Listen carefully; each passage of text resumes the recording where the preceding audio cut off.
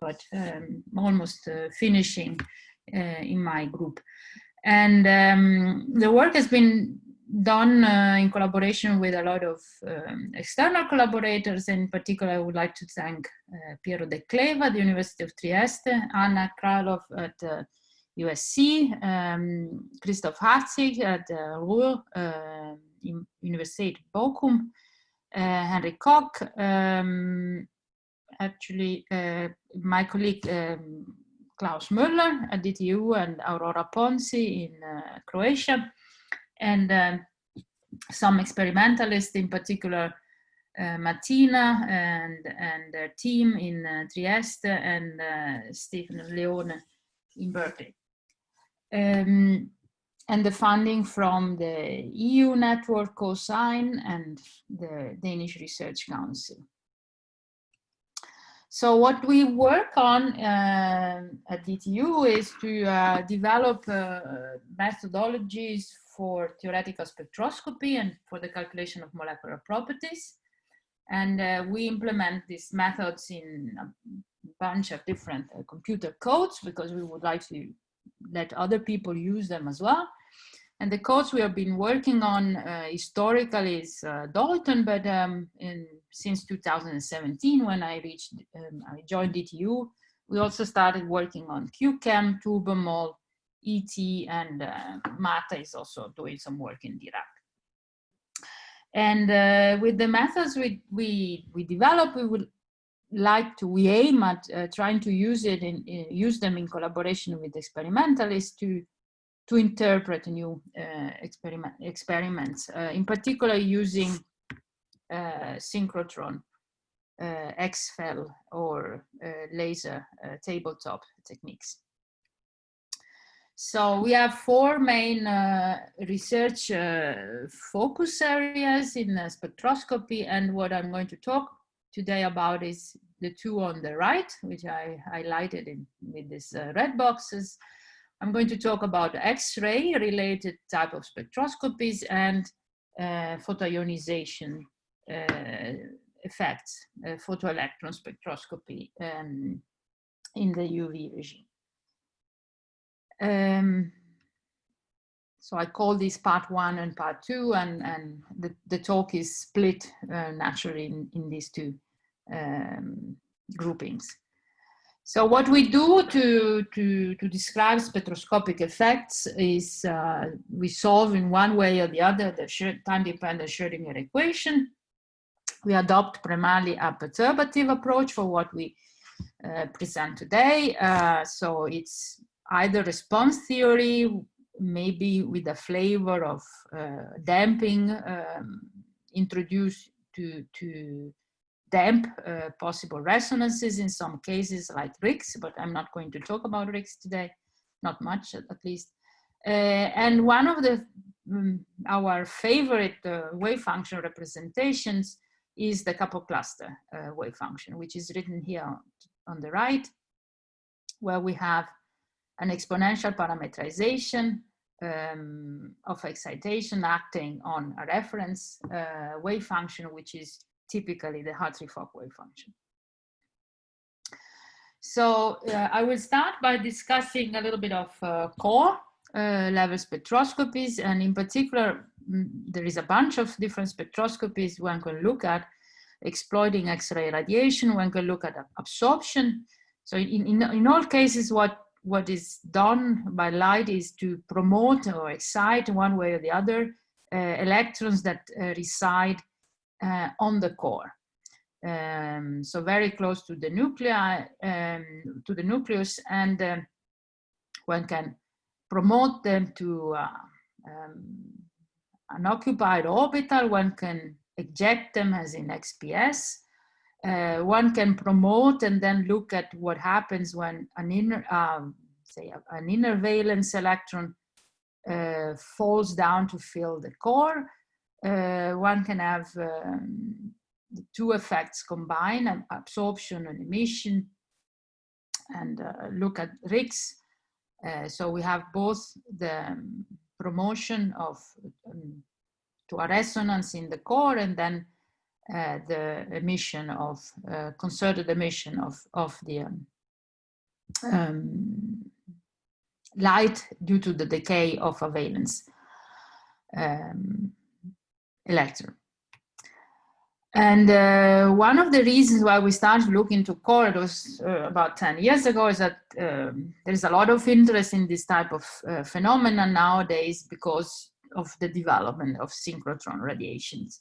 And in particular, there is a lot of attention on time-resolved experiments where one, for instance, starts by preparing the system in an excited state, a valence excited state, and then one probes the system using X-ray radiation at different time delays from the primary pump,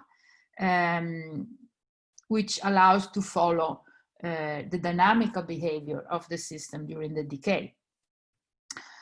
And one of the technical difficulties in addressing core excitations that are conceptually very simple is that they are very high in energy, and then traditional methods, you cannot just apply your standard methodologies to solve your eigenvalue equations to find the excitations. You have to somehow turn off all the valence excitations that are at lower energy, because most of the solvers are biased towards these excitations. And I already said we use primarily the couple cluster wave function, which is defined as an exponential parameterization of the excitation operator, and it allows to define a family of methods of improved accuracy from couple cluster singles, singles and doubles, singles, doubles, and triples with some intermediate members known as CC2 and CC3, where the equation to solve for the doubles or the triples amplitudes are approximated. And here is how the excited states are obtained. They are obtained basically with a linear excitation applied to the exponential ground state. So they are CI-like type of excitations. And the couple cluster is a very popular methodology, and it has been used a lot in the UV region. So around 10 years ago, we started to look at how we could extend its applicability in the core region, as we expected it to have very good accuracy. We have a lot of work, and here is some references if you are interested on different techniques, but the most important approximation or technical trick that one applies and to get core excitation is to use the Core-Valence separation. The Core-Valence separation was suggested many years ago by Sederbaum, Domke, and Schirmer, and basically consists in turning off excitations in your excitation manifold where the electrons involved do not, at least one of the electrons involved is not coming from a core orbital. We have explored two different ways of doing this. Say a simple projection where basically when we solve the eigenvalue equation, we ensure that all excitations in the eigenvectors that do not come somehow from the core are set to 0. And this is the methodology that is implemented, for instance, in Dalton or in C4 and in ET. And then more recently, we also explored a different strategy, which is actually the original idea of Sederbaum of sort of turning off specific integrals, two electron integrals, and then analytically solving the eigenvalue equations under this assumption. And this means in practice that what we do is that we compute the ground state within the frozen core approximation, and we are using this Core-Valence separation only at the level of excitation. So in the equation of motion, for instance, step.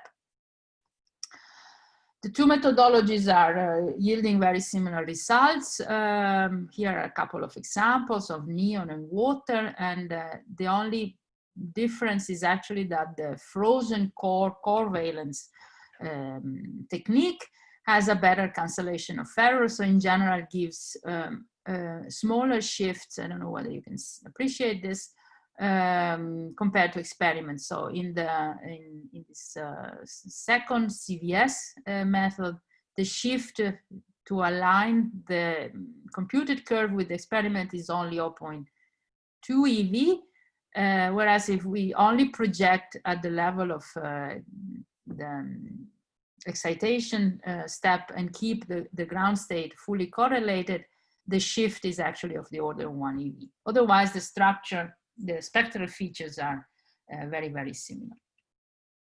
I'm just now showing some examples how we use this method in collaboration with experimentalists for different interpretation of experiments in different type of situations, from the interpretation of what it is that is seen, or trying to use this to characterize materials, and also even propose new experiments. So the first is now getting old, is a collaboration from 2017, where with Thomas Wolff and Markus Guhr, where they wanted to see whether they could use time resolve XAS, which is illustrated here. So they pump with a UV and then light timing specifically. And then they were probing with X-ray light tuned on the oxygen edge. And here are the results. So they record these time energy maps, where they could see that within this time interval was a new feature emerging in the X-ray absorption spectrum. And with calculation, we could confirm that this signature here is consistent with a core excitation from the n-pi star state. So the system has somehow found, after having been pumped on the pi star state, has found its way down to the n-pi star state and is long-lived enough to be observed. And this is consistent with the fact that actually the n orbitals are very localized. So they have increased intensity. And here is a second example also. This is a theoretical spectrum only because it has not been measured yet on uracil, which is very similar to thymine. So we have the two states here described NTOs, and what we see is that the transition that gives this very neat peak below the ground state is due to this core transition to a very localized end state, which justifies the very strong intensity, and this is what it is probed. So it allows to probe the decay of n-pi star state. A second, here are the other edges, and less interesting because there is very limited localization. So at most, the n edge could possibly be used in this case to probe the dynamics of the S2 state. I said we can use these techniques to characterize materials, and here is a study in collaboration with an experimental team in Trieste, the synchrotron of pentacene.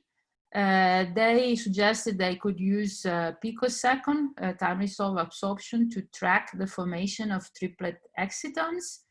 The signal is very, very weak. So it was very important for them to have a confirmation that actually there is that the calculation gave signal from the triplet in the same window. And this is exactly what we show here.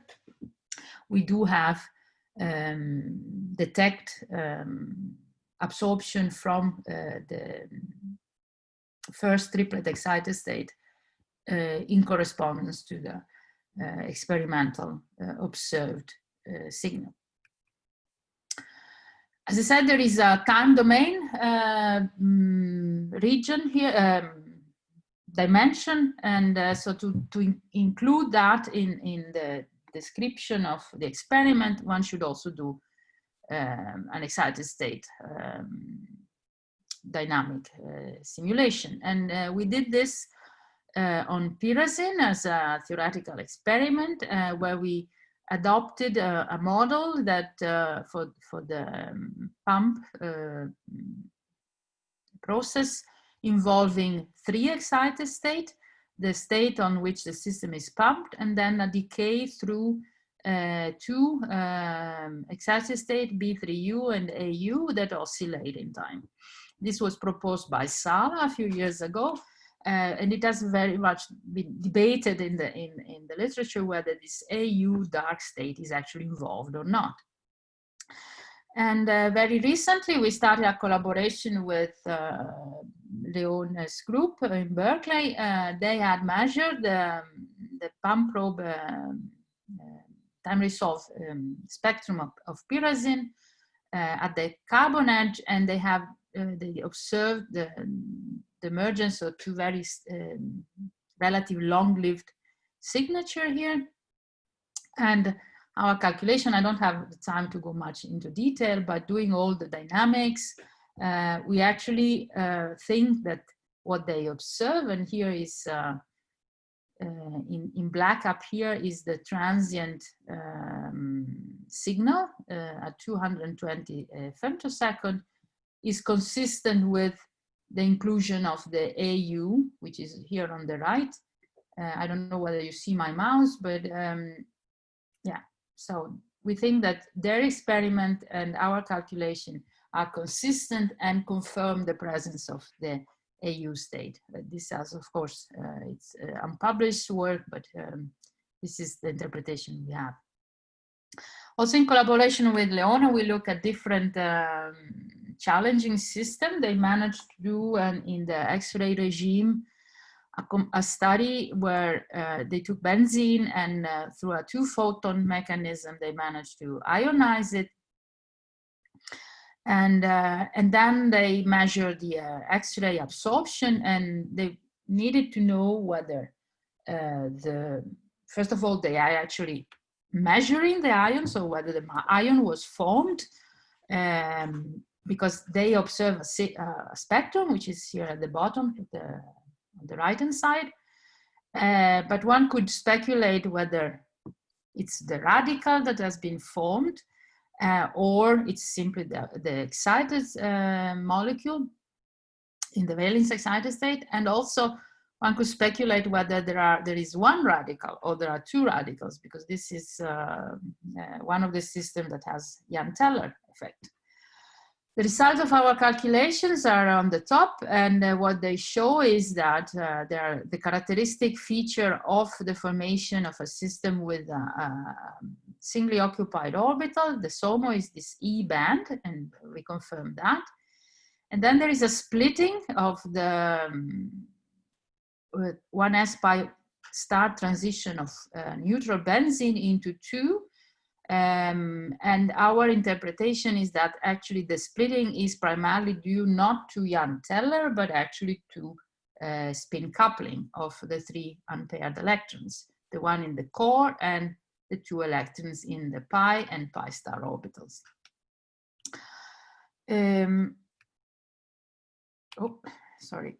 I just take a jump.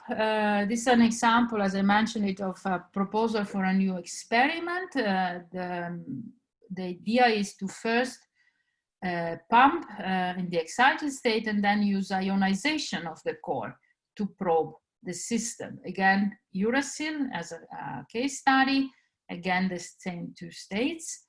And the experiment has not been performed yet, but actually beamline has been granted to our colleagues in Trieste to do the experiment in 2021. And the idea is to, again, to probe at the oxygen edge, because here we see a very distinct isolated peak emerging well below, actually well above the peak of the experiment for the ground state, which is up here in red. I'll take a little jump, otherwise I'm not going to finish. Just to very quickly, we have recently completed the implementation of couple cluster for edges in again in collaboration with Anna Kralov and Pavel Pokilko, and here are some preliminary results that show for thiophene, the paper is basically accepted. For the XPS, so we clearly see the importance of adding spin-orbit coupling, otherwise you'll never be able to reproduce the experiment down here if you work without spin-orbit coupling. And here is the corresponding absorption spectrum. So I hope I managed to convince you that couple cluster methods can be used for a lot of different spectroscopies, and we have now, say, covered most of them. We are started to work on Auger, and all the others are in place. I will just very briefly take the last, as I promised to do it, 1 minute on photoionization in the XUV regime. Photoionization, again, is one of these phenomena that has attracted a lot of attention in recent years because of the new facilities and the possibility to do time-resolved photoelectron experiments, also in the ionization regime. And the complication with photoionization is that you have to include the proper description of the continuum. And one relatively conceptually simple way of doing this is to describe the important, the relevant quantity to describe the experiment is this transition dipole moment between the initial system with n electrons and the final wave function that contains the continuum. And in the single channel approximation, this can be described as the product of n-1 function with a function for the outgoing electron, as is written here. And if you plug this representation in the D transition moment and work it out, one can get this very simple expression that involves the transition between a special type of orbital, which is called the Dyson orbital, and the individual function of the electron. What we explored very recently is the use of Dyson orbitals in the coupled cluster regime, both from the ground state or from a valence excited state. They have been formulated by Anna Kralov and Melania Oana a few years ago, in connection with a special form for the electron continuum, which is very important because the electron has a very different boundary conditions compared to the bound states.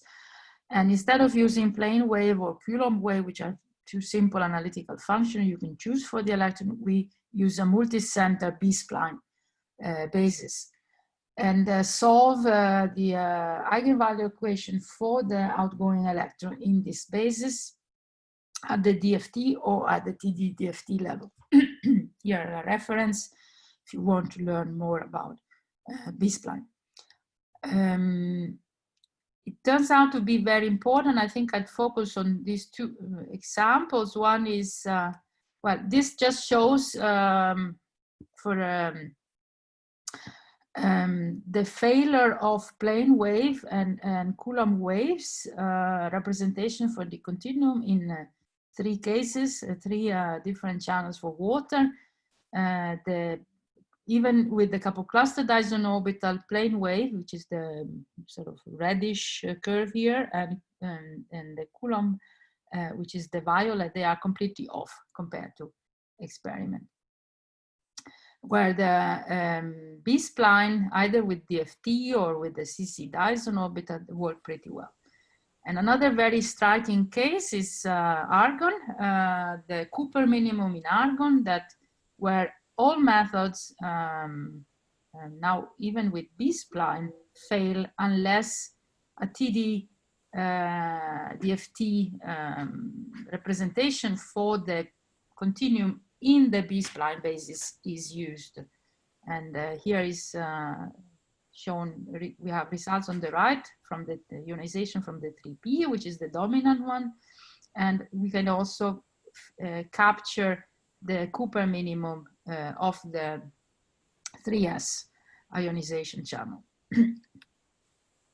Third example, and then I'm finishing, the methyloxyrane dichroic parameter. Also in this case, we see that Hartree-Fock, which is bringing us to the point of why is it important to include correlation. Here is a case where Hartree-Fock fails miserably, whereas both actually the DFT or the CC Dyson orbital, again in connection with the B-spline, do a rather decent work, and they have actually similar quality, even though we think that the couple cluster one are maybe a little bit better. With this, I close, and here at our recommendation, I'm went a little bit above time, but yeah, I wanted to say thanks for your attention, and if there is time for one question or two. Now I managed to mess up. Yes. No? Thank you very much, then. And I think we have the time for one question. Arturze, there is a question on chat. Please there open it. Of chat from Ugo, yes. So please. I completely lost you. Sorry, I need to find, what is the question? There is no question yet. There is Yes, just message. So hello, Sonia, this is Ugo. I have a question. Yes, hello. It's not written, it will be oral. You showed some photonization cross-sections and beta parameters, and you emphasize the fact that you need to describe correctly the initial state and the continuum state. My question is the following. The results you showed are in the length gauge, as far as I understood. Yes. Now, if you do it in velocity gauge, you get automatically different results because your wave functions are not exact. Now, my question is, have you tried, and does it give you information about the quality of both the continuum and the initial state? We didn't investigate it in detail in this study. Sorry. So sure, there is this ambiguity about the two representations. We are working on it and trying to do more benchmark. I mean, previous studies by Professor De Cleva, who was designed, we use this code for the representation of the continuum. It favors the choice of the length, but sure, there is this difference, and we should definitely do both to see whether this changes the picture. It's not our impression. I mean, from there are extended studies at the DFT level, and what we show is that actually with the couple cluster Dyson results, orbitals, we are obtaining very similar results compared to the DFT. For instance, here, in DFT B-spline, completely DFT approach, or a couple cluster, they're not so different. The Cooper case, the most important thing was the TD DFT description of the outgoing electron. Yeah, so yes, there's definitely more to. May I ask you a second question, if the chairman agrees? What about the orthogonality between the initial and final state? Because this is describing the same electron once in a bound state and then in the continuum. And in principle, they belong to the same Hamiltonian, and therefore they should be orthogonal. Is it the case? Ooh, this is a very tricky question. Yes, I feel nasty today. No, I think they are, in the sense that this represent. I mean, we get the Dyson orbital, which is just a modified correlation modified MO, and then we use it in this B-spline code and reproject everything in there. So I believe the B-spline step is taking care of ensuring orthogonality. But I'll have to ask the expert. Thank you. Okay, let's thank the speaker again. And the next speaker is Roland Lin